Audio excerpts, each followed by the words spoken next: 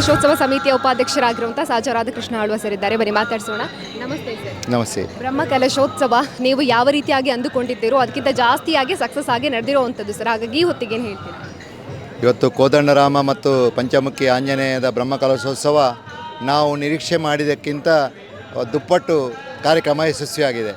ಎಲ್ಲ ರೀತಿಯಲ್ಲೂ ಇವತ್ತು ಭಕ್ತರು ಬರುವಂಥದ್ದು, ಧಾರ್ಮಿಕ ಮುಖಂಡರು, ಅದೇ ರೀತಿ ಇಲ್ಲಿಯ ವ್ಯವಸ್ಥೆಗಳು, ಬಹುಶಃ ನಮ್ಮ ಕಾರ್ಯಾಲಯದಿಂದ ಹಿಡಿದು ಇವತ್ತು ಊಟ ಉಪಚಾರದ ವ್ಯವಸ್ಥೆ ಇರ್ಬೋದು, ಪ್ರಸಾದ ವಿತರಣೆ ಇರ್ಬೋದು, ವೈದಿಕ ಕಾರ್ಯಕ್ರಮ ಇರ್ಬೋದು ಮತ್ತು ಸಾಂಸ್ಕೃತಿಕ ಕಾರ್ಯಕ್ರಮ ಇರ್ಬೋದು, ಎಲ್ಲ ಕಾರ್ಯಕ್ರಮಗಳು ಕೂಡ ಅತ್ಯಂತ ಯಶಸ್ವಿಯಾಗಿದೆ. ಇದಕ್ಕೆ ಕಾರಣಕರ್ತರು, ಇಲ್ಲಿ ದುಡಿಯುವಂಥ ಕಾರ್ಯಕರ್ತರ ಶ್ರಮ ಕೂಡ ಇದರ ಹಿಂದೆ ಇದೆ. ಬಹುಶಃ ಈ ಬ್ರಹ್ಮಕಲಶ ಬಹುಶಃ ಮಾಧ್ಯಮದಲ್ಲಿ ಪ್ರಥಮವಾಗಿ ನಮ್ಮ ಬ್ರಹ್ಮಕಲಶದ ಸಮಿತಿಯ ಅಧ್ಯಕ್ಷರು ಉಲ್ಲೇಖ ಮಾಡಿದರು. ಈ ಬ್ರಹ್ಮಕಲಶ ಒಂದು ವಿಶಿಷ್ಟ ರೀತಿಯ ಬ್ರಹ್ಮಕಲಶ ಅಂತೇಳಿ. ಬಹುಶಃ ಅದನ್ನು ವಿಶಿಷ್ಟ ರೀತಿಯಲ್ಲಿ ಇವತ್ತು ಆಗಿದೆ. ಇವತ್ತು ಕೊನೆಯ ಹಂತದಲ್ಲಿ ಇವತ್ತು ದೇವರ ಬ್ರಹ್ಮಕಲಶೋತ್ಸವ ಆಗಿ ಅಭಿಷೇಕ ಕೂಡ ಆಗಿದೆ. ಇವತ್ತು ಭಾರಿ ವಿಜೃಂಭಣೆಯಿಂದ ಈ ಬ್ರಹ್ಮಕಲಶೋತ್ಸವ ನಡೆದಿದೆ ಎಂಬ ಸಂತೋಷ ನಮಗಿದೆ. ನೀವು ತಿಳಿದ ಮಟ್ಟಿಗೆ ಯಾವೆಲ್ಲ ಭಾಗಗಳಿಂದ, ದೂರ ಊರುಗಳಿಂದ ಆಗಮಿಸಿದೆ? ಇವತ್ತು ಬಹುಶಃ ಪುತ್ತೂರಿನ, ಸುಳ್ಯ ಮತ್ತು ಕೇರಳದ ಗಡಿ ಭಾಗದಿಂದ ಭಕ್ತರು ಬಂದಿದ್ದಾರೆ. ಅದೇ ರೀತಿ ಮಂಗಳೂರಿನಿಂದ, ಬೆಂಗಳೂರಿನಿಂದ, ಇವತ್ತು ಬೇರೆ ಬೇರೆ ಕಡೆಯಿಂದ, ಮಡಿಕೇರಿ ಕಡೆಯಿಂದ, ಹಾಸನ ಕಡೆಯಿಂದ ಎಲ್ಲರೂ ಕೂಡ ಇಲ್ಲಿ ಬಂದು ಶ್ರೀರಾಮನ ಮತ್ತು ಹನುಮನ ಅನುಗ್ರಹವನ್ನು ಪಡೆಯಲಿಕ್ಕೆ ಬಂದಿದ್ದಾರೆ. ಇವತ್ತು ಆಮಂತ್ರಣ ನಾವು ನೀಡಿದರೂ ಕೂಡ ಮಾಧ್ಯಮದ ಮುಖಾಂತರ ನೋಡಿ ಅತಿ ಹೆಚ್ಚು ಜನ ಇದರಲ್ಲಿ ಬಂದು ಈ ಒಂದು ದೇವರ ಕೃಪೆಗೆ ಪಾತ್ರರಾಗಿದ್ದಾರೆ. ಬ್ರಹ್ಮಕಲಶೋತ್ಸವಕ್ಕೆ ಬಂದಂತಹ ಭಕ್ತರಿಗೆ ರುಚಿಯಾಗಿರುವಂತಹ ಭೋಜನದ ವ್ಯವಸ್ಥೆಯನ್ನ ಮಾಡಿದ್ದಾರೆ. ಇದರ ಜೊತೆಗೇನೆ ಭೋಜನವನ್ನು ಬಡಿಸುವಂತಹ ಸಮಿತಿಯನ್ನ ಪ್ರತಿಯೊಂದು ಹಂತದಲ್ಲಿ ಕೂಡ ನೋಡ್ಕೊಳ್ತಾ ಇರುವಂತಹ ಇದರ ಒಂದು ಉಸ್ತುವಾರಿಯನ್ನು ವಹಿಸಿಕೊಂಡಿರುವಂತಹ ಸುಬ್ರಪ್ಪ ಪಾಟಾಳಿ ಸರ್ ಇದ್ದಾರೆ. ಬನ್ನಿ ಮಾತಾಡ್ಸೋಣ. ನಮಸ್ತೆ ಸರ್. ನಮಸ್ತೆ. ಹೇಗಿದ್ದೀರಾ ಸರ್? ಚೆನ್ನಾಗಿದೆ. ಎಷ್ಟು ಬ್ಯುಸಿಯಲ್ಲಿದ್ದೀರಾ ಅಂತ? ಯಾಕೆಂತ ಹೇಳಿದ್ರೆ ಊಟದ ಹೊತ್ತಾಯಿತು, ಹಾಗಾಗಿ ಎಲ್ಲ ಕೆಲಸಗಳು ನಡೀತಾ ಇದೆ, ಭಕ್ತರು ಕೂಡ ಆಗಮಿಸ್ತಾ ಇದ್ದಾರೆ. ಹೌದು, ಬಹಳಷ್ಟು ಬ್ಯುಸಿ ಟೈಮ್ ಇದು. ಅಂದರೆ ಭಕ್ತರಿಗೆ ಊಟ ಕೊಡುವಂಥ ಸಂದರ್ಭ ಭಾಳ ಖುಷಿ ಆಗ್ತಾ ಇದೆ. ತುಂಬ ಮಂದಿ ಭಕ್ತರು ಬರ್ತಾ ಇದ್ದಾರೆ. ಎಲ್ಲರಿಗೂ ಸುವ್ಯವಸ್ಥೆಯಿಂದ ನಾವು ಬಡಿಸುವಂಥ ವ್ಯವಸ್ಥೆಯನ್ನು ಮಾಡಿದ್ದೇವೆ. ಒಳ್ಳೆ ಕಾರ್ಯಕರ್ತರಿದ್ದಾರೆ ಬಡಿಸುವುದಕ್ಕೆ. ಸಾಧಾರಣ ನಮ್ಮಲ್ಲಿ ನಾವು 4 ಕೌಂಟರ್ ಬಫೆಯನ್ನು ಹಾಕಿದ್ದೇವೆ. ಮೂರು ಕಡೆಯಲ್ಲಿ ಕುಳಿತುಕೊಂಡು ಊಟ ಮಾಡುವಂಥ ವ್ಯವಸ್ಥೆ ಇದೆ. ಅಲ್ಲಿ ತುಂಬ ಮಂದಿ ಕಾರ್ಯಕರ್ತರು, ಎಷ್ಟು ಅಲ್ಲಿಗೆ ಅಗತ್ಯವೋ ಅಷ್ಟು ಕಾರ್ಯಕರ್ತರು ಅಲ್ಲಿ ವ್ಯವಸ್ಥೆಯಲ್ಲಿ ನಿರತರಾಗಿದ್ದಾರೆ. ತುಂಬ ವ್ಯವಸ್ಥಿತವಾಗಿ ನಾವು ಆ ಕಾರ್ಯಕ್ರಮವನ್ನು ಮಾಡ್ತಾ ಇದ್ದೇವೆ. ತುಂಬ ಸಂಘ ಸಂಸ್ಥೆಗಳು ಕೂಡ ಬಡಿಸೋದಕ್ಕೆ ಬರ್ತಾ ಇದೆ ಅನ್ನುವಂಥದ್ದು ದಿನ ದಿನ. ಭಾಳಷ್ಟು ಸಂಘ ಸಂಸ್ಥೆಯವರು ಬಂದು ಇಲ್ಲಿ ರಾತ್ರಿಯಿಂದ ಮೊನ್ನೆ 3:30 ಬೆಳಗಿನ 3:30 ತನಕ ಇಲ್ಲಿ ಎಲ್ಲ ಸೇವೆಯನ್ನು ಮಾಡಿ ಹೋಗ್ತಾ ಇದ್ದಾರೆ. ಹಗಲು ರಾತ್ರಿ ಅನ್ನೋದು ಇಲ್ಲಿ ಎಲ್ಲ ಸಂಘ ಸಂಸ್ಥೆಯವರು ಬಂದು ಅತ್ಯಂತ ವ್ಯವಸ್ಥಿತವಾಗಿ ಅಚ್ಚುಕಟ್ಟಾಗಿ ಸೇವೆಯನ್ನು ಸಲ್ಲಿಸ್ತಾ ಇದ್ದಾರೆ. ಭಕ್ತರು ಕೂಡ ಬಂದು ಉತ್ತಮವಾಗಿ ತಮ್ಮ ಅನಿಸಿಕೆಗಳನ್ನು ಕೂಡ ಬಹಳಷ್ಟು ಉತ್ತಮ ರೀತಿಯಲ್ಲಿ ನಡೀತಾ ಇದೆ ಅಂತ ಹೇಳಿ ತಿಳಿಸಿದ್ದಾರೆ. ನಮಗೆ ಭಾಳಷ್ಟು ಸಂತೋಷ ಆಗಿದೆ. ನಾವು ಮಾಡಿದಂಥ ಸೇವೆ ಅದು ದೇವರಿಗೆ ಸಂದಿದೆ ಅಂತ ಹೇಳುವಂಥದ್ದು ನಮಗೆ ಸಂತಸ ತಂದಿದೆ ಅಂತ.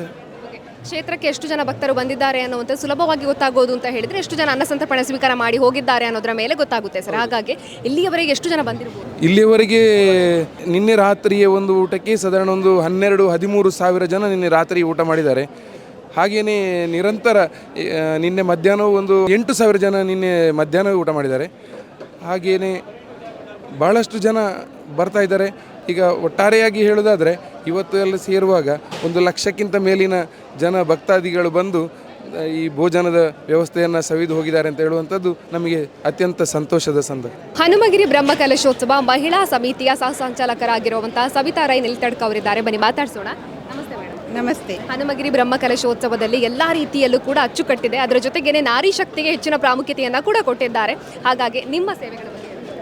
ನಾವು ಮಹಿಳಾ ಸಮಿತಿಯಲ್ಲಿ ತುಂಬ ಜನ ಮಹಿಳೆಯರಿದ್ದೇವೆ. ಗ್ರಾಮ ಮಹಿಳಾ ಸಮಿತಿಯನ್ನು ಮಾಡಿದ್ದೇವೆ.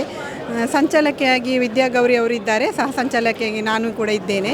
9, 10, 11, 12 ತನಕ ನಾವು ಇಲ್ಲೇ ಇದ್ದು, ಬೆಳಿಗ್ಗೆಯಿಂದ ಸಂಜೆವರೆಗೆ ಇಲ್ಲೇ ಇದ್ದು ಎಲ್ಲ ಕಾರ್ಯದಲ್ಲೂ ಕೂಡ ನಾವು ತೊಡಗಿದ್ದೇವೆ. ಒಂದೇ ಕಾರ್ಯ ಅಂತಲ್ಲ, ನಾವು ಪೂರ್ಣ ಕುಂಭದಿಂದ ಹಿಡಿದು ಅಡಿಗೆ ಬಡಿಸುವುದರಲ್ಲಿ ಎಲ್ಲರೂ ನಮ್ಮ ಸಮಿತಿಯವರು ಉತ್ತಮ ರೀತಿಯಲ್ಲಿ ಸೇವೆಯನ್ನು ಮಾಡ್ತಾ ಇದ್ದಾರೆ.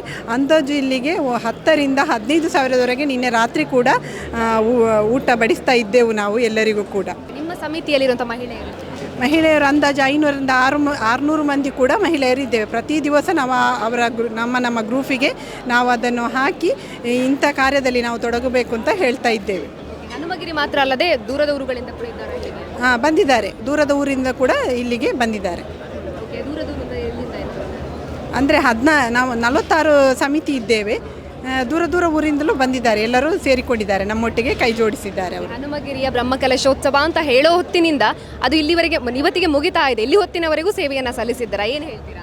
ಹೌದು, ಭಾರಿ ತುಂಬ ಖುಷಿಯಾಗಿದೆ ನಮಗೆ ಈ ಒಂದು ಸೇವೆ ಮಾಡೋದು. ಅದು ಕೂಡ ನಮ್ಮ ಊರಿನಲ್ಲೇ ಆದಂಥ, ನಾನು ಇದೇ ಊರಿನ ನೆಟಣಿಗೆ ಗ್ರಾಮದ ಮಹಿಳೆಯಾಗಿ ನಮಗೆ ತುಂಬ ಖುಷಿಯಾಗಿದೆ. ನಮ್ಮ ಊರಿನಲ್ಲಿ ಇಷ್ಟೊಂದು ದೊಡ್ಡ ದೇವಸ್ಥಾನ, ಹಾಗೂ ನಾವು ಬೇರೆ ಊರಿನವರಿಗೂ ನಾವು ಅವಕಾಶವನ್ನು ಅವರಿಗೆ ಎಲ್ಲರಿಗೂ ಮಾಡಿಕೊಟ್ಟಿದ್ದೇವೆ. ನಾವಾಗಿ ಮುಂದೆ ಹೋಗಲಿಲ್ಲ, ನಾವು ಯಾವುದಕ್ಕೂ ಎಲ್ಲರಿಗೂ ಅವಕಾಶ ಮಾಡಿಕೊಟ್ಟಿದ್ದೇವೆ. ಅದರಲ್ಲಿ ಅಕ್ಷಯ ಕಾಲೇಜಿನ NSS ಯೋಜನಾಧಿಕಾರಿ ಹಾಗೆಯೇ ಲೆಕ್ಚರರ್ ಆಗಿರುವಂತಹ ರಾಕೇಶ್ ಅವರಿದ್ದಾರೆ. ಬನ್ನಿ ಮಾತಾಡ್ಸೋಣ. ನಮಸ್ತೆ ಸರ್. ನಮಸ್ತೆ. ಅಕ್ಷಯ ಕಾಲೇಜ್ ಕೂಡ ಹನುಮಗಿರಿ ಬ್ರಹ್ಮಕಲಶೋತ್ಸವದಲ್ಲಿ ತೊಡಗಿಸಿಕೊಳ್ತಾ ಇದೆ. ವಿದ್ಯಾರ್ಥಿಗಳನ್ನು ಕರ್ಕೊಂಡು ಬಂದು ಸ್ವಯಂ ಸೇವಕರಾಗಿ ಸೇವೆಯನ್ನು ಸಲ್ಲಿಸ್ತಾ ಇದ್ದಾರೆ. ಹೇಳಿ ಸರ್.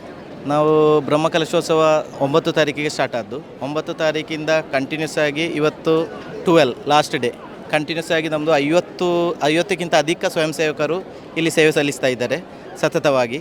ಸೊ ಆರಂಭದಲ್ಲಿ 10 ಗಂಟೆಗೆ ವಿದ್ಯಾರ್ಥಿಗಳು ಕಾಲೇಜಿಂದ ಬಂದರೆ ಕಂಟಿನ್ಯೂಸ್ ಆಗಿ 4 ಗಂಟೆ ತನಕ ಈ ಬ್ರಹ್ಮಕಲಶೋತ್ಸವ ಸೇವೆಯಲ್ಲಿ ಅವರು ತಮ್ಮನ್ನು ತಾವು ತೊಡಗಿಸಿಕೊಂಡಿದ್ದಾರೆ ಅಂತ ಹೇಳಲಿಕ್ಕೆ ನನಗೆ ಸಂತಸ ಆಗ್ತಾ ಇದೆ. ಯಾಕೆಂದೇಳಿದರೆ ನಮ್ಮ ಅಕ್ಷಯ ಕಾಲೇಜ್ ಯೋಜನಾಧಿಕಾರಿ ಅನ್ನುವ ನಿಟ್ಟಿನಲ್ಲಿ ನಮ್ಮ ಕಾಲೇಜಿನಲ್ಲಿ ಸುಮಾರು 200ಕ್ಕಿಂತ ಅಧಿಕ ರಾಷ್ಟ್ರೀಯ ಸೇವಾ ಯೋಜನೆಯ ಸ್ವಯಂ ಸೇವಕರಿದ್ದಾರೆ. ಇಂತಹ ಒಂದು ಕಾರ್ಯಕ್ರಮಗಳಲ್ಲಿ ಹಲವು ಕಾರ್ಯಕ್ರಮಗಳಲ್ಲಿ ತಮ್ಮನ್ನು ತಾವು ತೊಡಗಿಸ್ತಾ ಇದ್ದಾರೆ. ಪುತ್ತೂರಿನಲ್ಲಿರುವ ಮಾಲಿಂಗೇಶ್ವರ ದೇವಸ್ಥಾನದಲ್ಲಿ ಇಲ್ಲಿರುವಂತಹ ಜಾತ್ರೋತ್ಸವ ಕಾರ್ಯಕ್ರಮದಲ್ಲಿ, ಹಾಗೆಯೇ ಗೆಜ್ಜೆಗಿರಿಯಲ್ಲಿರುವಂಥ ಕಾರ್ಯಕ್ರಮ, ಈ ರೀಸೆಂಟ್ ಆದಂಥ ಜಾತ್ರೋತ್ಸವ ಕಾರ್ಯಕ್ರಮದಲ್ಲಿ, ಹಾಗೂ ಹಲವು ಸಂಘ ಸಂಸ್ಥೆಗಳಿಂದ ಆಗುವಂಥ ಕಾರ್ಯಕ್ರಮಗಳಲ್ಲಿ ತಮ್ಮನ್ನು ತಾವು ತೊಡಗಿಸಿಕೊಳ್ತಾ ಇದ್ದಾರೆ ವಿದ್ಯಾರ್ಥಿಗಳು. ಸೊ ಅಕ್ಷಯ ಕಾಲೇಜಿನಲ್ಲಿ ಕೆಲವೊಂದು ಕೋರ್ಸುಗಳು ಸಹ ಇದೆ. ಅಂದರೆ BCom ವಿತ್ ಏವಿಯೇಷನ್ ಮತ್ತು ಕೆಲವೊಂದು ಕೋರ್ಸುಗಳ ಜೊತೆಗೆ ವಿದ್ಯಾರ್ಥಿಗಳಿಗೆ ಒಂದು ಅರಿವು ಮೂಡಲಿ ಮತ್ತು ಧಾರ್ಮಿಕತೆಯಲ್ಲಿ ತಮ್ಮನ್ನು ತಾವು ತೊಡಗಿಸಲಿ ಅಂತ ಉದ್ದೇಶದಲ್ಲಿ ವಿದ್ಯಾರ್ಥಿಗಳನ್ನು ನಾವು ಈ ಕಾರ್ಯಕ್ರಮದಲ್ಲೆಲ್ಲ ತೊಡಗಿಸ್ತಾ ಇದ್ದೇವೆ. ಸೊ ಮತ್ತು ಬೇರೆ ಅಂತ ಹೇಳಿದರೆ ನಮ್ಮ ಕಾಲೇಜ್ ಸ್ಟಾರ್ಟಪ್ ಆಗಿ ಆಲ್ಮೋಸ್ಟ್ 2020 ಅಲ್ಲಿ ಸ್ಟಾರ್ಟ್ ಆಗಿದೆ. ಅದರ ಕಂಟಿನ್ಯೂಸ್ ಆಗಿ ಈಗ ಪದವಿ ವ್ಯಾಸಂಗ ಮಾಡ್ತಾ ಇರೋ ವಿದ್ಯಾರ್ಥಿಗಳ ಜೊತೆಗೆ ಈಗ ಪದವಿ ಪೂರ್ವ ಶಿಕ್ಷಣ ಸಹ ನಾವು ಸ್ಟಾರ್ಟ್ ಮಾಡಿದ್ದೇವೆ PUC. ಸೊ ಅಲ್ಲೂ ಒಂದು 700 ಒಟ್ಟು ನಮ್ಮಲ್ಲಿ 700ಕ್ಕೂ ಅಧಿಕ ವಿದ್ಯಾರ್ಥಿಗಳು ಅಕ್ಷಯ ಕಾಲೇಜಲ್ಲಿ ವ್ಯಾಸಂಗ ಮಾಡ್ತಾ ಇದ್ದಾರೆ. ಕೆಲವರು ಫಾರಿನಲ್ಲಿ ಈಗಾಗಲೇ ಕೆಲಸದಲ್ಲಿ ಜಾಯಿನ್ಸ್ ಆಗಿದ್ದಾರೆ.